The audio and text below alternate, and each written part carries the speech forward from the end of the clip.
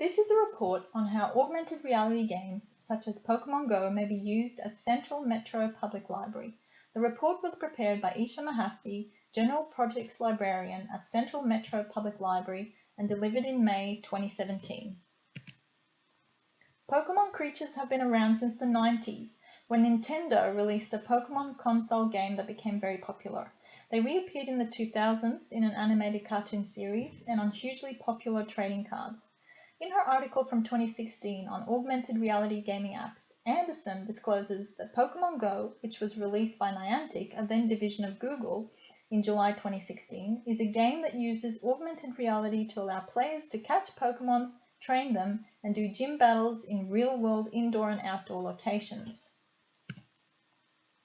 Taking note of Campbell Hicks writing in Volume 32 of Insight, and Zastro in her December 2016 article on gamification, Central Metro Public Library needs to be researching and discovering emerging trends, new games or apps that have a similar potential as Pokemon Go to create a buzz in the community and position the library as an exciting place providing activities aligned with popular culture.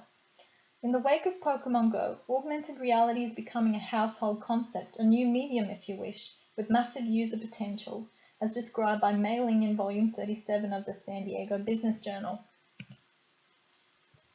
My 8-year-old son Sam has been an excited user of Pokemon Go since its release, and we have explored the game together in our local neighborhood in rural and urban locations. When Sam goes Pokemon hunting, he's almost completely immersed in the device screen, and I have to warn him of obstacles in his path that he's unaware of in order to avoid accidents.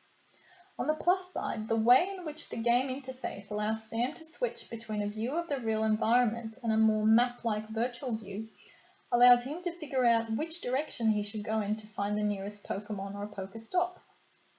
As Sam approaches a target, his level of excitement rises and his exclamations get louder until he engages with the target and finally victoriously proclaims its capture. This is not a game most children will play quietly.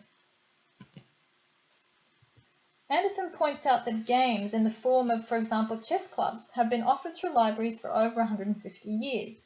Spina wrote in July 2016 in the Online School Library Journal about how Skokie Public Library in Illinois, USA was quick to register as a poker gym and offered Pokemon Go safaris, where a library staff member guided primary school-aged children and their carers to various Pokestops around the library neighborhood. In her article in the October 2016 issue of the ILA Reporter, Cohn provides detailed examples of 10 or so other libraries in the US that successfully integrated Pokemon Go into their programming, some using the app itself, some offering craft and other activities not requiring a mobile device. At Central Metro Public Library, a Facebook page or Twitter account could be set up dedicated to the technology where we can encourage the sharing of gaming tips and strategies, where the features and benefits of other related library resources could be sensibly promoted. Offline library orientation programs could be devised using the Pokemon Go concept, where players use a list instead of a mobile device to search for and find hard copy targets set out in various areas of the library. The hype around a Pokemon Go type augmented reality game should increase both traffic to and use of the library, which places us in a better strategic community service position. In line with Zastro's article on libraries and gaming, the use of Pokemon Go type games may create the public perception that Central Metro Public Library has its finger on the pulse of new technological developments, and the resulting technological credibility will give patrons more faith in the ability of our library to provide quality state-of-the-art services all round. There are some challenges inherent in using Pokemon Go type games for publicity or otherwise. As a public space, the library would have to decide what internal spaces may or may not be suitable for the kind of traffic that these games create, as highlighted in an article on the ethical issues of playing the game in the September 2016 issue of the Library Administrator's Digest. It would not be advisable to allow the gaming traffic to turn regular patrons away from using the library for other purposes. If Central Metro Public Library decides to use Pokemon Go or technology like it in our programming, it is important that we keep in mind the lifespan of new apps and games because, As authors point out in the September 2016 issue of the Library Administrator's Digest, there is no gain in promoting a fading fad. There also may be issues of online security related to the use of augmented reality games. This will be detailed in a moment.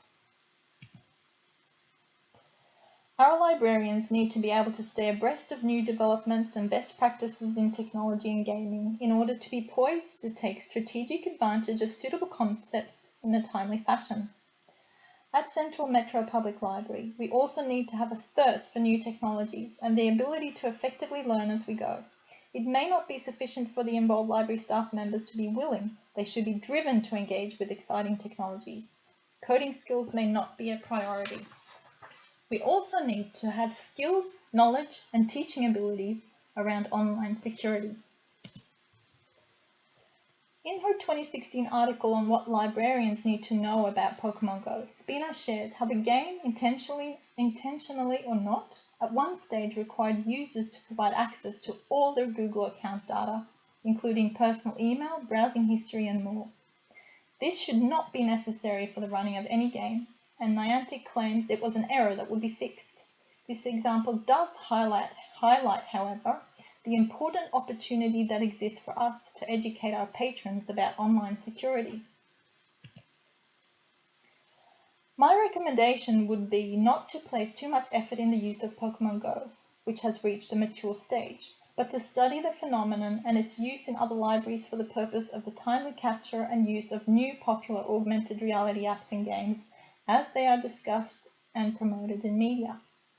One interesting contender is Go Meta's app, Metaverse, as discussed by Mei Ling in Volume 37 of the San Diego Business Journal. Here below is a link to Go Meta Incorporated's own introductory YouTube video. Let's watch it together. At your request. Thank you.